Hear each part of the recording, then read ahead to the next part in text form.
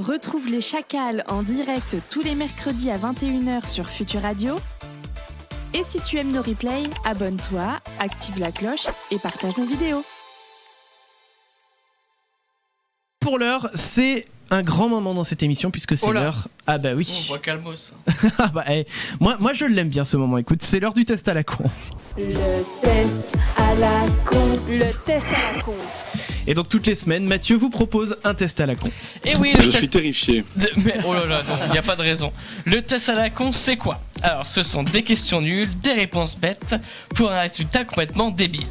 Alors, cette semaine, j'ai pris le test chez Trendy by l'étudiant. Et Clément, tu vas devoir répondre aux questions. Ouais. Et à la fin du test, tu devras trouver la thématique. Ok ? C'est bon. Alors, c'est ton premier jour dans une nouvelle entreprise. Quelle attitude adoptes-tu ? Tu apprends à connaître tes collègues afin de t'en faire des alliés. Tu écoutes avec attention les conseils que l'on te donne et travailles déjà à fond. Tu réfléchis déjà à des initiatives originales qui pourront améliorer les projets de l'entreprise. Ou tu observes beaucoup afin d'en connaître au maximum sur tes collègues et la vie de la boîte. C'est quoi la différence entre la dernière et la première ? Là c'était en fait tu veux prendre tes collègues comme alliés et là tu veux en apprendre plus sur la boîte en fait. Oh ben non, mais les collègues comme alliés, okay. Mais tout en observant bien évidemment. Ouais. Ok. Là où l'une de tes amies se sent très mal et a besoin de ton soutien, que fais-tu ? Ouais. Alors je n'ai pas d'amis. Donc déjà ça. Tu réfléchis à toutes les solutions possibles et inimaginables pour régler son problème. Tu lui ramènes tout ce qui pourrait lui faire plaisir et lui changer les idées. Tu organises une activité pour lui permettre de se sortir de sa transe comme un escape game. Ou tu lui fais un speech ultra motivant comme toi seul en as le secret. Ah bah la dernière. Ok, évidemment. Je suis devenu le psychanalyste préféré de mes potes, donc c'est vrai, bien sûr. Si tu pouvais obtenir un pouvoir magique, lequel choisirais-tu ? Oui, j'ai déjà des pouvoirs magiques, ça ne marche pas. Le pouvoir de la guérison pour que plus personne ne souffre, le pouvoir de prémonition pour voir dans l'avenir, le pouvoir de la connaissance absolue pour avoir réponse à tout, ou le pouvoir de la séduction pour que n'importe qui puisse tomber dans tes bras. Bon, déjà, j'en ai déjà 3. Donc, j'ai la séduction, j'ai la prémonition, c'est mon métier.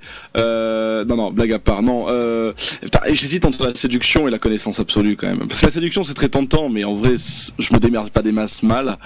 Donc, ça pourrait faire l'objet d'un livre d'ailleurs. C'est un livre de charlatan de coach en drague. Ah non, je pense la connaissance absolue okay. Quand même. Ça marche. Ah ouais. Alors, quand tu es en couple, comment fais-tu pour entretenir la flamme ? Tu fais en sorte que vous viviez toujours des expériences inédites pour casser la routine. C'est là où on voit qu'on se connaît pas.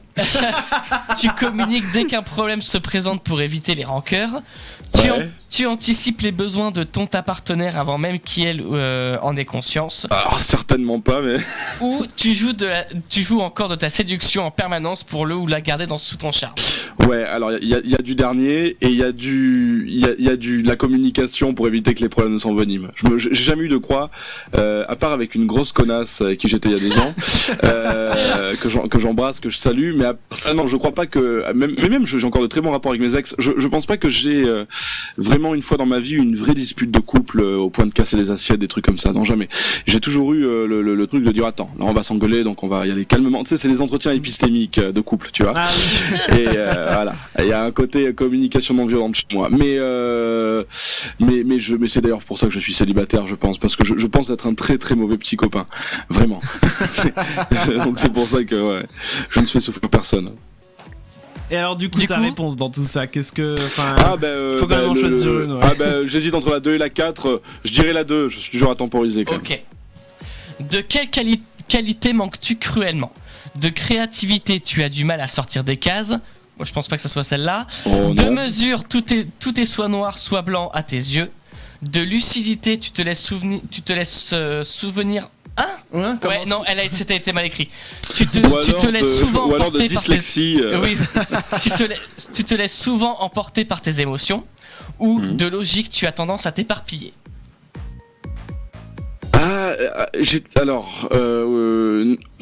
Putain, un peu des 3 dernières en fait.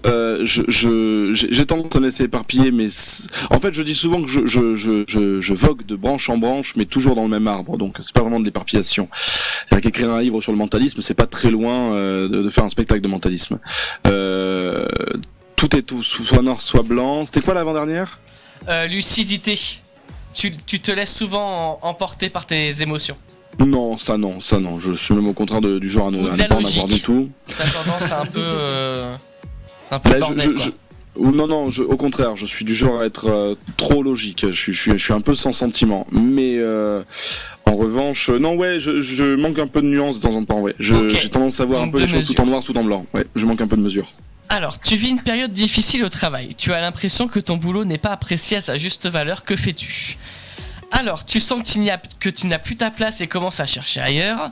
Tu pèses le pour et le contre afin de déterminer la meilleure solution à adopter. C'est dur ce soir. Tu décides de faire un projet hyper original de ton côté demain, 12h, pour prouver tes capacités. Ou tu organises un point avec ton manager. Tu comptes défendre ton cas comme jamais. Mais bon, vu que t'es ton propre manager, je pense que ouais, mais voilà. C'est ça. Non, j'ai mon patron, Amaury Vassili, le producteur, mais qui mais qui m'écoute parce que j'ai beaucoup de pouvoir. J'espère qu'il n'est pas en train d'écouter actuellement. On l'embrasse. Non. La deuxième, c'était quoi ? C'était je pèse un peu le pour et le contre afin de déterminer la meilleure attitude à adopter. Ouais. Je pense que c'est ce que je fais généralement. Ouais. Ok. Alors, tu es assis en terrasse de café et quelqu'un t'aborde. Le sourire. Est-ce qu'à la fin, vous avez une majorité de ronds, vous méritez de plus vous affirmer ? Non, d'accord, ok. C'est un algorithme à la con d'internet, donc j'y connais rien. Ok, c'est ça. Alors, tu es assis à une terrasse de café et quelqu'un t'aborde. Le sourire charmeur, elle te drague. Comment réagis-tu ? Tu ne la sens pas, tu ne saurais pas l'expliquer, mais il y a quelque chose qui te dérange chez cette personne. Tu es un peu gêné par sa confiance en elle et reste sur ces sujets assez terre à terre. Tu te lèves et lui va directement lui. Oh putain, attends. Finis ta phrase, j'ai très peur. Tu te lèves et non mais elle est mal écrite. Tu te lèves et tu vas directement la voir. Bah voilà. C'est français. Bah oui, mais alors en 4 mots, j'ai fait une phrase qui fait 10 mots pour eux. Enfin bon bref. Tu réponds avec assurance et lui lances une réplique piquante et séductrice. Alors, ce qui est génial, c'est que j'ai une amie qui m'écoute, c'est à elle que je parlais tout à l'heure, et qui vient de me dire cette fille et moi. Voilà, donc ça me fait rire parce que du coup, je vais pas pouvoir répondre à la question de la même manière maintenant. Donc c'est quoi ? Alors, il y a juste après, je me lève et je vais directement la voir, et juste après, il y a quoi ? Et après, tu réponds avec assurance et lui lances une réplique piquante et séductrice. Ah ouais, mais les deux en fait. Je me lève, je vais la voir et je lui fais ça. Il y a des chances. Ok, ça marche. Alors, tu arrives c'est bientôt fini, je vous assure, c'est bientôt fini. Tu arrives devant la porte de chez toi et tu te rends compte que tu n'as pas tes clés. Comment réagis-tu ? Tu ne paniques pas, tu sais qu'un de tes proches possède un autre jeu de clés. Tu appelles un serrurier et essayes d'avoir une réduction en adoptant un ton enjôleur. Tu vas directement demander de l'aide à un voisin. Tu tentes de défoncer ta porte car tu ne vois aucune autre solution pour le moment. Non, j'appelle mes amis. En fait, mes amis sont des gens avec qui j'ai une relation très proche parce que j'ai pas vraiment une famille, si tu veux, et donc du coup, il y a la famille que tu te crées à un moment donné. Mm-hmm. Et mon metteur en scène, qui est comme mon frère pour moi, Antoine Arézu, a un truc absolument génial, c'est que c'est le genre à me demander des services qui se terminent par pose pas de questions. Et donc il peut m'appeler à 2h du mat. Clément, j'ai vraiment besoin que tu me ramènes 20 balles, un de mes caleçons, tu passes chez moi, pose pas de questions. D'accord. D'accord. Et je le fais. Donc en fait, je pense que si je lui dis je suis devant chez moi, rapporte-moi mes clés, il le fera. Donc j'appelle mes amis, voilà. Ok. Il est l'heure de dîner et tu es en bonne compagnie. Que prépares-tu ? Tu tentes un nouveau plat, tu comptes bien impressionner ton invité. Tu fais des pâtes à la sauce tomate, tu préfères ne pas te lancer dans une recette trop compliquée. Tu commandes à manger et offres le dîner à ton invité, pas besoin de se compliquer la vie. Ou tu fais une surprise en préparant un plat mijoté, tu sens que ça va faire plaisir. Alors, soit je commande, soit je fais un plat mijoté, je sais que ça va faire plaisir. J'ai une chance insolente, ça pourrait même être la tentative de nouvelle recette, parce que j'ai une chance insolente en cuisine. J'ai jamais raté un plat, alors j'ai jamais appris, mais j'adore cuisiner. Donc ouais, je mijote quelque chose, ouais. Ok, yes. Ça marche. Et enfin, plusieurs de tes amis te disent que tu devrais te méfier de quelqu'un. Que fais-tu de ces conseils ? Tu formates un plan inédit pour découvrir la vraie nature de cette personne. C'est pas tu fomentes un plan et pas tu formates un plan. Si tu fomentes, mais ça existe vraiment, fomenter? Oui, fomenter. J'ai jamais entendu ce mot. Jamais entendu ce mot. Je corrige à distance les fautes d'orthographe de l'intervieweur. C'est ça les pouces souffles. Parce que je formate un plan. Tu décides d'avoir une conversation avec lui ou avec elle pour la confronter à ce sujet. Tu préfères ne pas écouter les bruits de couloir et te fier à ton instinct. Tu fais entièrement confiance à tes amis et tu décides de ne pas faire attention à cette personne. Généralement, je me fie à mon instinct, vraiment. Je suis du genre à pas écouter les on-dit et ça m'a toujours bien servi parce que à chaque fois que quelqu'un généralement me disait beaucoup de mal sur quelqu'un, je me suis bien entendu avec la personne et je me suis aperçu qu'il y avait aussi beaucoup de jalousie de certaines personnes. Donc voilà. Ok. Bon, alors comme ça. Une idée du titre du test ou pas? Ouais, genre quel truc es-tu ou alors ça parle d'instinct, ça parle d'observation, ça parle de.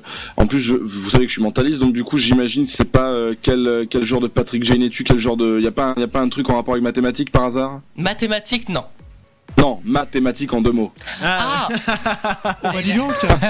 Il est fatigué, Mathieu. J'ai Je suis tombé sur le seul invité hein. de l'année qui va me défoncer la gueule. Non, mais absolument pas. Non, mais non, je sais pas. Oui, y a pas quelque chose en rapport avec le mentalisme ou ce genre de choses, non? Non, c'est quel est ton meilleur atout? D'accord. Pour ça. Alors, selon toi, quel est ton. Du coup, c'est quoi? Alors, selon le test, c'est l'intuition. Bah oui, ce que j'allais dire. Du coup, c'est l'instinct vu que j'ai souvent répondu C'est ça. Alors, tout comme Chris, tout comme Clem et tout comme Paul. Ah ouais, on est 13 dans l'intuition. Bah Ouais, moi pas mais- du tout pourtant, mais. Alors, Moi non c'est plus, même pas la majorité. ton meilleur atout, c'est ton intuition. Toi, tu es du genre à cerner les gens et les situations rapidement. Tu es C'est étonnant, capable ça. instinctivement de savoir si tu peux faire confiance et si la personne en face de toi a des intentions mauvaises ou pas. J'en apprends tellement plus sur moi-même. Voilà un don qui peut s'avérer très utile dans la vie de tous les jours et qui peut t'aider à mieux appréhender ce qu'il se passe. Ouais, ou quand t'es mentaliste, ça peut servir aussi. Hein. C'est vrai. Ainsi, tu es très à l'écoute de tes émotions et cela te permet aussi d'avoir des relations bien plus profondes avec des gens car tu les comprends mieux et que n'importe qui. Sers-toi de cet atout plus souvent. Ça c'est pas vrai ça. Ah bah écoute, bon après voilà. L'écoute de mes émotions, c'est pas totalement vrai. Mais vas-y, continue, ça C'est m'intéresse. bon, j'ai fini. Ah d'accord. Il reste qui du coup Il dans les reste Damien et résultats moi. Ouais, vous êtes. On a la logique. La logique. Ah. Alors, ton meilleur atout. Ah parce que en fait vous avez tous fait le test à la con. C'est ça. Ouais. Oui. D'accord. Voilà. Ton meilleur atout, c'est ta logique. Toi, tu es du genre à tout analyser et à ne pas t'éloigner de la réalité. Pas du genre rêveur, tu t'appuies toujours des faits avant de prendre des décisions et tu refuses de sombrer dans des fantasmes qui ne se réaliseront jamais.